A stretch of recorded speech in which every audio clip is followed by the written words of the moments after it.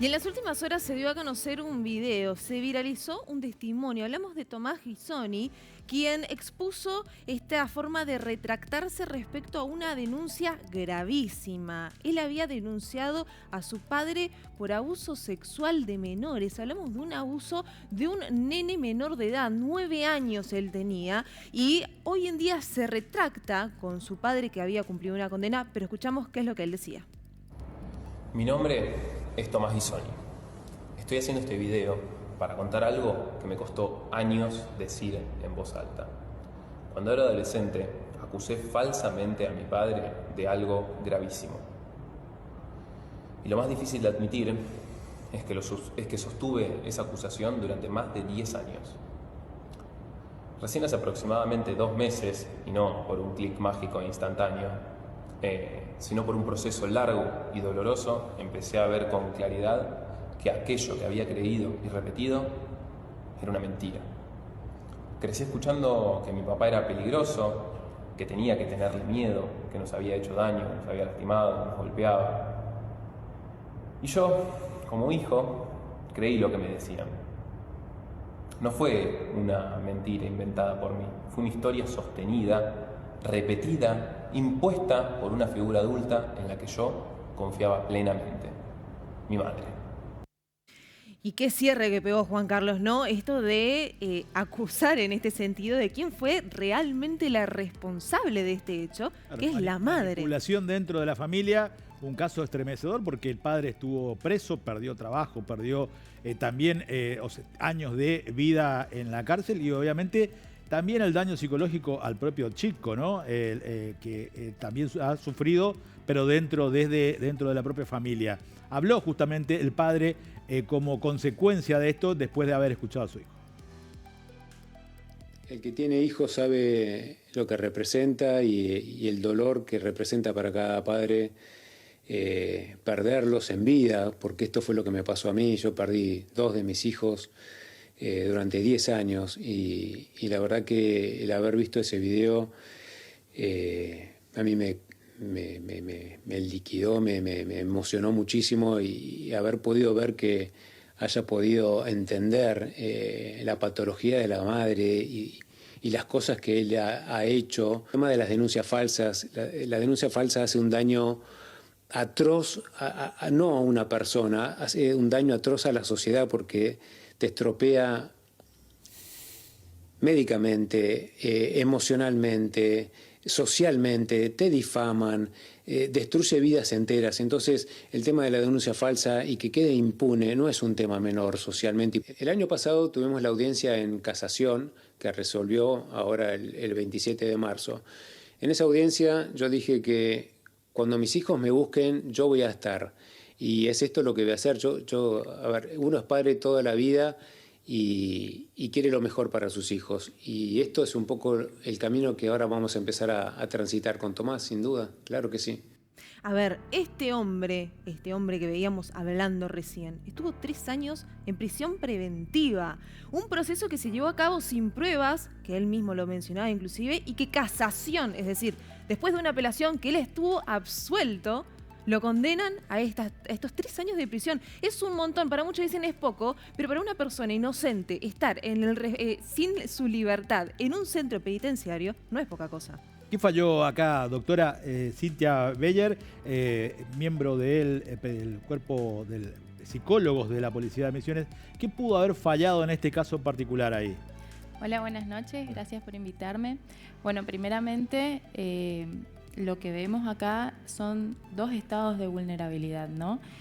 Por un lado, este hombre inocente que transitó por toda esa flagelación desde su persona, desde su imagen profesional, rompió su familia, perdió sus hijos.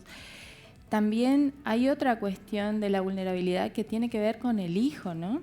El hecho de que él haya crecido pensando que el padre, aquella persona que tenía la función de seguridad, fue un flagelador, fue alguien que perpetró su vulnerabilidad, que no fue un lugar seguro y que también en él, en su constitución psíquica, tuvo que hacer un montón de cambios y trabajos psicológicos durante mucho tiempo para entender esta cuestión que estaba pasando, y que tomo algo que dijeron, ¿no? Y que dijo el imputado en este caso, cómo lo atraviesa no solamente psicológica, sino físicamente. Claro, Y todas las enfermedades psicosomáticas y todo lo que conlleva el haber atravesado una situación así, ¿no? ¿Cómo se trabaja para evitar una situación así? Porque acá claramente hubo una manipulación de la madre, pero el chico, creído, convencido de eso, acusó y pasó un filtro de la justicia,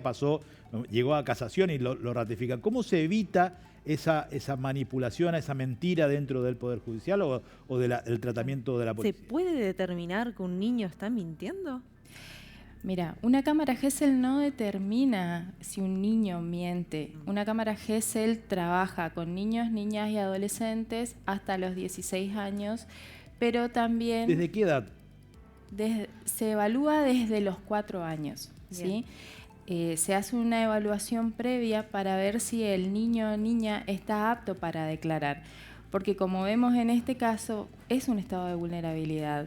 Y el niño va a creer, como dijo el muchacho, ¿no? Va a creer que lo que le decía la madre es verdad. Claro. Porque era su lugar seguro. Y respecto a cuándo en respecto a la edad, volvemos a la edad, ¿no? ¿Cuándo se toma en cuenta realmente en un proceso judicial la opinión de un menor? Muchos hablan que a partir de los 10 años. ¿Esto es cierto? ¿No se trabaja tan así? ¿Siempre se toma en cuenta lo que dice un menor? Siempre se debe tomar en cuenta lo que dice un menor. Pero uno no solo evalúa el lenguaje discursivo, sino el lenguaje no verbal. Y todo aquello que pasa en ese momento en cámara Gesell y posterior a ello, si es posible, ¿no?, en una pericia psicológica, que hoy en día no solamente se le hace al niño, sino también al imputado o quizás también a la madre en este caso. ¿Cómo O sea, hay que abrir el abanico no solamente con la posible víctima. Claro, porque esta cuestión de las denuncias falsas se volvió una tendencia lamentable y cada vez hay más y va en escala. No pido que hable de algún caso abierto, pero digo, acá pasa, digo, ¿hay casos similares? Sí, yo como perito de parte lo veo muy seguido y es irrisorio a veces, ¿no? Ser una mujer que a veces está en ese lugar de la parte por el imputado. Pero también vemos que uno busca la verdad, busca la realidad y más allá que uno sea perito de parte, por ahí desde mi lugar, que en otro momento quizás fui perito oficial, lo que yo hago como profesional es sentarme con las peritos oficiales y ver qué tenemos en realidad. Porque después de todo esto, ¿no?, después de la denuncia falsa, después de que con resentimiento o no conseguí lo que quería, ¿qué pasa con ese niño? ¿Cómo Claro. crece? Claro, no, sin duda. ¿Cómo es realmente el momento de la declaración en cámara Gesell? Porque hay muchas dudas, muchos dicen, le sientan al menor, le hacen preguntas, hay juegos cuando son muy chicos. ¿Cómo proceden? Por ejemplo, a alguien que tiene 9 años, como fue este caso. Bueno, la declaración en cámara Gesell inicia con una denuncia, ¿no es cierto? Llega el oficio a cuerpo médico, se pide el expediente, los profesionales debemos tener vista el expediente por lo menos 48 horas antes para poder conocer el caso en su totalidad, ¿sí? Un análisis retrospectivo integral involucra que uno conozca los pormenores. En ese momento donde el niño llega en cámara Gesell, por ejemplo, desde mi lugar, donde yo soy perito de parte, no puedo acercarme al niño, como así tampoco ningún magistrado, para que sea neutral, ¿sí? Primeramente, se le explica al niño de qué se va a tratar. Posteriormente, se hace una planificación de cómo se realizarán las preguntas, ¿no? Claro. Porque en esta entrevista previa, lo que hace el profesional en salud mental es evaluar si tiene la capacidad para declarar o no, ¿sí? Si por la edad, si por cuestiones cognitivas. Lo de la revictimización también, ¿no? Claro, o sea, uno va tomando todos esos recaudos. En la entrevista, en la reunión posterior que se hace con los magistrados, a ellas se van marcando las pautas del encuadre. ¿Cómo la justicia misionera, digo, la policía, entiendo que la justicia, ¿Tienen las cámaras Gesell acá? ¿Funcionan bien? ¿Cuántas son? ¿Cómo es el sistema? Hay varias cámaras Gesell dentro de la provincia. En Posadas está instalado un cuerpo médico que está cerca del Palacio de Justicia, allá por Avenida Lencas y Santa Catalina. Y las cámaras Gesell son por turnos. ¿Qué quiere decir? Que se van determinando los turnos para cada causa en particular y uno va viendo si el turno es más urgente o no y bueno, se le va dando. Y en cuanto a los profesionales, digo, o sea, ¿qué tiene que tener un profesional para trabajar ahí? ¿Ser psicólogo? Tiene que tener la licenciatura en psicología y como todos los profesionales nos tenemos que capacitar constantemente. Pero por sobre todas las cosas tenemos que tener muy en vista la sensibilidad en esta cuestión y justamente como decía ella, no tender a la revictimización con las preguntas, no inducir a las preguntas, ni a que las preguntas sean cerradas, ni a generar silencios, por ejemplo, o a callar ese momento. Porque también hay otras herramientas dentro de la cámara Gesell que son, por ejemplo, los gráficos predeterminados, donde el niño por ahí... estos gráficos son, por ejemplo, de cuerpos donde no tienen rasgos femeninos o masculinos.